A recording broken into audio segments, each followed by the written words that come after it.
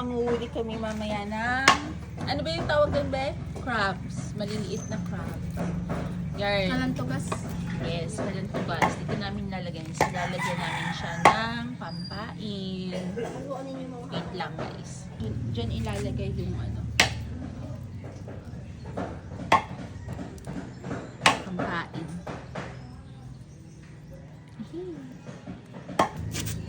Lalagyan natin ng pain.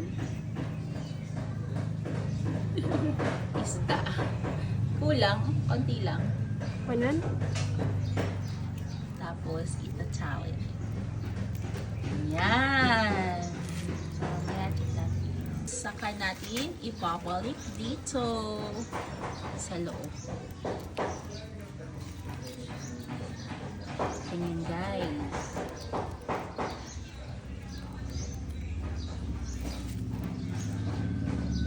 Tatali natin dyan.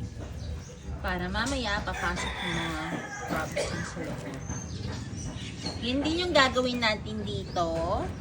And dito. Tatlo lang yan eh. Tatlo lang. Yun. So, see you later. Lalagyan namin sa dagat mamaya.